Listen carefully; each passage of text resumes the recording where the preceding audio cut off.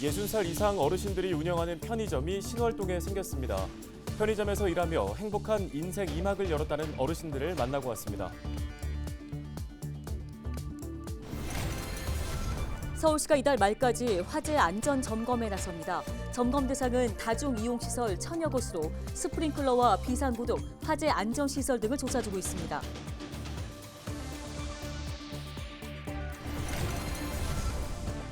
서울시가 지난 8월부터 10월까지 2달 동안 실시한 지역주택조합 전수 실태조사 결과를 발표했습니다. 조사 결과 조합을 규정대로 운영하지 않는 등 부적정 사례 300여 건이 적발됐습니다.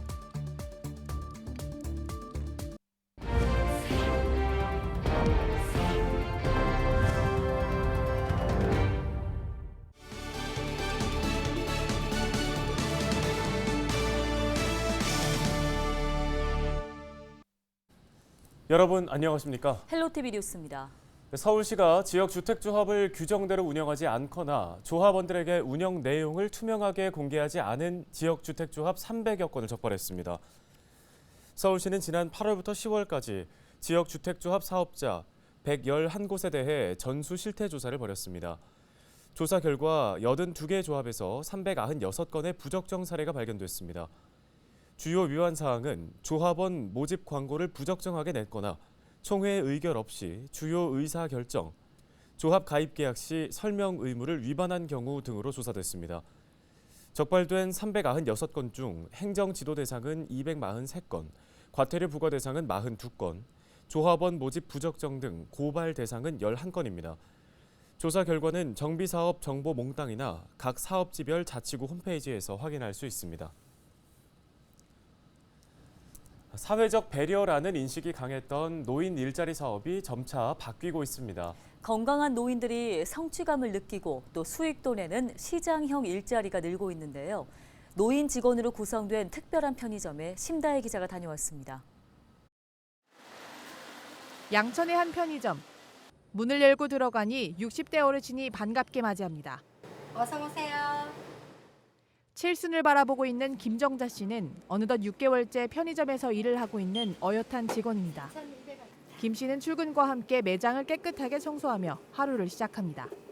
매일 쓸고 닦고 엎드려서 닦고 손님들이 오시면은 예전에 비해서 호텔 같다고 이런 말씀을 하세요. 김 씨는 젊은 시절 어린이집 교사로 일했고 편의점도 운영했습니다. 은퇴 후 무료함을 느끼던 김 씨는 지난 7월부터 행복한 편의점에서 제2의 인생을 시작했습니다. 우리가 행복한 편의점이거든요. 그러니까 역시 행복한 편의점이구나. 그래서 들어오시는 분들도 다 행복한 그런 기분을 갖고 가셨으면 좋겠다. 그런 마음으로 열심히 하고 있습니다. 행복한 편의점은 양천구가 올해 처음 시작한 노인 일자리 사업입니다. 점주는 양천 시니어클럽, 직원은 11명의 지역 어르신들입니다. 편의점 판매 수익금의 80%는 인건비로, 나머지는 노인 일자리 기금으로 사용됩니다. 어르신들은 하루 4시간씩 일주일에 2, 3일 근무합니다.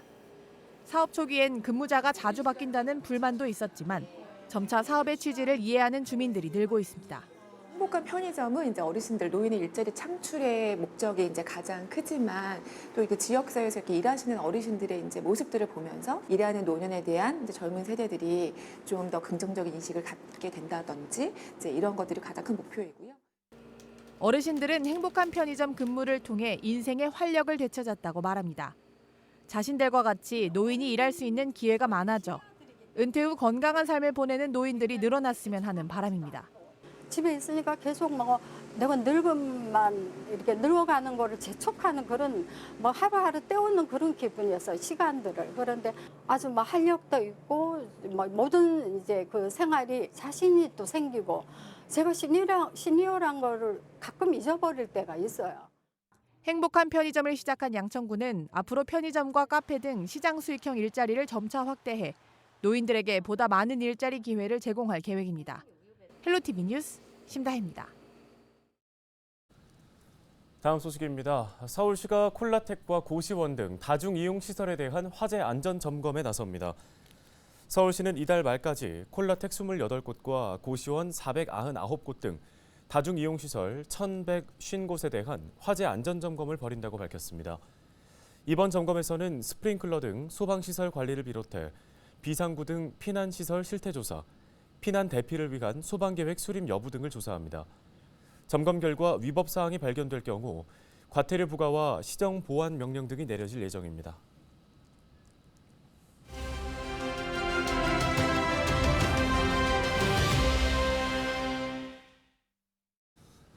겨울치고는 이례적으로 많은 양의 비가 내렸습니다. 비가 그치고 나면 강추위가 찾아올 거라고 하는데요. 주말까지의 날씨 상황 자세히 알아보도록 하겠습니다. 네, 맹소영 날씨 칼럼니스트 연결돼 있습니다. 최근에 강한 비가 자주 내렸습니다. 이렇게 여름을 방불케 하는 세찬 비가 고온 현상 때문이라고 하던데요. 맞나요? 때아닌 봄 날씨에 이어서 이례적인 겨울 호우와 기록적인 폭설까지 이번 겨울 날씨가 심상치가 않은데요. 특히 강원도 향로봉에는 대설특보가 내려진 가운데 70cm가 넘는 폭설이 쏟아졌습니다. 반면 동해안은 200mm에 육박하는 강수량이 기록되는 등 때아닌 장대비가 퍼부었는데요. 포근한 날씨에 산간 고지대는 폭설이, 그리고 산 아래는 폭우가 쏟아지는 것, 이런 극단적인 현상이 나타나는 것은 역사상 처음입니다. 그러니까 마치 봄과 비슷한 기압계가 나타나기 때문인데요. 올해 강하게 발달한 엘니뇨의 영향으로 동아시아 지역의 기류가 뒤틀렸기 때문입니다. 그래서 지난주부터 북쪽에 찬 공기가 아닌 남풍 계열의 따뜻한 공기가 유입된 가운데 다량의 수증기까지 유입이 되면서 비구름을 좀 겨울답지 않게 여름처럼 폭발적으로 발달시킨 겁니다. 네, 비가 그치고 난 뒤에는 맹추위가 예보돼 있던데요. 서울과 수도권이 얼마나 추울지가 궁금합니다. 또 최근에 이상 기온이라고 할 정도로 겨울치고는 포근한 날씨가 이어지면서 체감 추위가 더 크게 느껴질 것 같은데 주말까지의 날씨 상황 한번 전망해 주실까요? 주 초에 한 차례 겨울비가 지나고 난 다음에 다시 겨울비가 시작이 됐습니다. 16일 토요일까지 전국에 다시 세찬비가 지난 뒤에 기온이 토요일부터는 급격하게 떨어지게 됩니다. 특히 17일 일요일 서울의 아침 기온 영하 12도까지 떨어지고요. 그리고 이 기온은 지난주 포근했던 날씨에 비해서 많게는 20도나 낮게 떨어지는 겁니다. 낮 기온도 영하 5도에 머무는 등 한겨울 추위가 찾아오겠습니다. 그리고 이후 열흘 가까이 이러한 영하권의 한파는 계속될 예정이니까요. 또 여기에 바람 때문에 체감 온도가 굉장히 낮습니다. 좀 추위에 대한 각별한 대비가 필요한 한 주가 되겠습니다. 네, 올 여름 돌이켜보면 많이 더웠습니다. 이런 현상이 겨울에도 영향을 줄지 궁금한데요. 올겨울 추위는 어느 정도 수준으로 지금 전망되나요? 세계 기상기구가 최근 발표한 보고서를 보면 현재 진행되고 있는 엘니뇨 현상이 적어도 내년 4월까지 이어질 것으로 전망을 하고 있습니다. 엘니뇨는 2년에서 5년마다 열대 동태평양과 중태평양의 해수면 온도가 평상시보다 높아지는 현상인데, 이렇게 엘니뇨가 발생하게 되면은 동남아시아나 호주 등지에서는 폭염과 가뭄이 발생할 확률이 높아지고요. 반대로 남미나 서아프리카에서는 홍수 위험성이 커집니다. 특히 올해 5월부터 시작된 엘니뇨가 온난화와 기후 변화와 맞물리게 되면서 영향력이 배가 됐다는 게 평가인데요. 특히 우리나라 같은 경우에도 엘니뇨가 나타나는 해에 겨울은 뜨겁고 강수량도 많은 패턴이 이어질 가능성이 굉장히 높습니다. 특히 가장 강력한 엘니뇨로 알려졌던 1997년과 98년 사이에는 폭우와 홍수로 5조 달러의 피해와 2만 3천 명이 사망한 것으로 추정하고 있을 정도로 기후변화의 피해가 굉장히 큰데요. 올 겨울은 좀 이례적으로 좀 뜨거운 날씨가 될 가능성이 굉장히 높지만 그 가운데 이번처럼 북극의 한기가 몰려오는 한파까지도 병행이 될 가능성이 높기 때문에 발표되는 기상 정보에 각별히 좀 주의를 귀 기울이셔야겠습니다. 네, 알겠습니다. 오늘 말씀은 여기까지 듣겠습니다. 맹소영 날씨 칼럼니스트였습니다.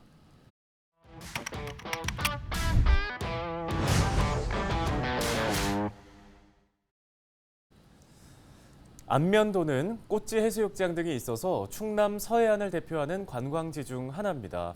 해수욕장뿐만 아니라 특히 낙조가 좋아서 방문객들이 많이 찾는 곳이기도 한데요. 네, 그런데 이 안면도 많은 분이 섬으로 알고 있는데 과거에는 육지였다는 이야기가 있습니다. 어찌된 사연인지 정호석 기자가 알아봤습니다. 충남 태안군에 위치한 안면도. 제주도와 거제도 등에 이어 우리나라에서 6번째로 큰 섬입니다. 이렇게 큰 안면도가 원래 섬이 아니었다면 믿으시겠습니까? 실제로 안면도에 거주하는 사람들을 통해 해당 이야기를 들을 수 있었는데요. 안면도에서 유년 시절을 보낸 친구에게 물어봤습니다. 애랑 안면도가 섬이 아니었다는 얘기가 있더라. 이거 들은 적 있니?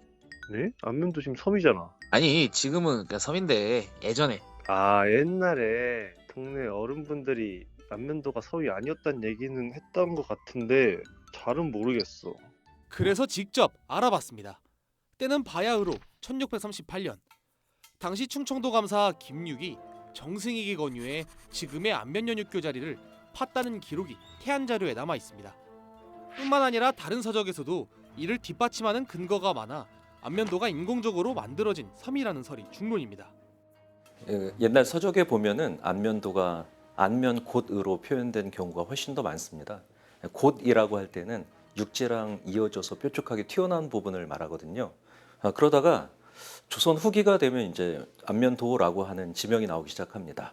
그래서 어떤 연구자든 간에 그 사이에 조선 전기에서 조선 후기 사이에 안면도가 굴착이 되지 않았나라는 생각을 하고 있고요.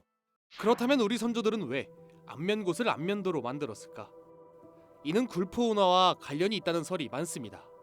굴포운하의 이야기는 고려시대부터 시작되는데요. 당시 충청도와 전라도, 경상도의 조국을 서해를 통해 수도로 운송했습니다. 하지만 당시 태안 앞바다의 물살이 거세 배들이 많이 좌초됐습니다. 많게는 50척 이상의 배가 가라앉고 심지어 한 번에 1000명이 죽은 적도 있습니다. 바다 밑에서 난파된 배와 보물이 종종 발견돼 난파선의 무덤이라고 불리기도 하는데요. 이에 따라 군주들은 굴포운하를 만들어 안전한 바닷길을 만들려고 한 겁니다. 남쪽에서 곡식을 싣고 올라오다 보니까 그쪽에서 자꾸 가라앉는 거예요. 안흥량 쪽에서. 그래서 어떻게 하면 그 자리를 좀 피할 수 있을까라고 생각 끝에 그 태안하고 서산 사이의 그 연결 부위가 굉장히 짧거든요. 위로는 가로림만이고 밑에는 천수만이고. 그래서 그 사이를 파겠다는 계획을 하게 된 것 같아요. 고려 임종과 공양왕, 조선 태종과 세조 등 약 530년간 10여 차례에 걸쳐 진행된 굴포운하 공사. 하지만 굴포운하는 공사 구간 약 7km 가운데 3km를 남긴 채 완성되지 못했는데요. 전문가들은 지하 지질도를 살펴보면 공사를 성공한 구간은 파기 쉬운 개흙이지만 실패한 구간은 단단한 흙은모와 화가감이 섞인 돌로 되어 있어 당시 기술력으로는 땅을 팔 수 없었기 때문이라고 말합니다. 신숙주를 내려보냅니다. 그래서 이제 가서 공사를 해보려고 했는데 역시나 그 못한 구간이 공사가 안 되는 거예요. 그래서 신숙주가 얼마나 실망을 했는지 그 태안 쪽에서 신숙주가 운하 공사 실패하고 지었다는 시가 신증 동국 여지승남 태안군 쪽에 실려져 있습니다. 결국 굴포운하 공사가 실패로 돌아가자 다른 백기를 만들기 위해 다른 지역에 운하 공사를 실시했고 이때 안면도가 만들어졌다는 겁니다. 하지만 연구자들은 사실과 거리가 먼 내용이라고 이야기합니다. 사람들이 이야기하는 부분하고 실제 연구자들이 생각하는 건 좀 다릅니다. 실제로 조선 후기에는 안면도 안쪽 천수만 쪽으로 조은선이 들어간 적이 없어요. 그러니까 그게 파고 화지고 나서도 계속해서 안면도 바깥으로 가는 거죠. 그렇다면은 그거는 조은하고 직접적인 관련은 없는 거죠. 그렇다면 안면도는 왜 만들어졌을까? 과거 홍성 지역 사람들은 서울로 올라가려면 먼 바닷길을 돌아서 가야 했는데요. 이를 해결하기 위해 운하 공사를 시작한 겁니다. 아무래도 뭐 결성, 홍성 그쪽 지역 사람들은 서울로 올라가려면 안면도를 따라 내려왔다가 다시 올라가야 되잖아요. 바다를 나가도 그렇고. 근데 거기를 파놓으면 이제 안면도에서 직접 서해 바다로 나올 수 있으니까 직접 혜택을 본 사람들이 아마도 만약에 팠다면 적극적으로 참여하지 않았을까라는 생각이 듭니다. 이동의 편리성을 위해 만들어진 인공섬 안면도. 최근 보령해저 터널의 개통과 관광지 개발 사업 추진으로 서해안 관광의 중심지로 떠오르고 있습니다.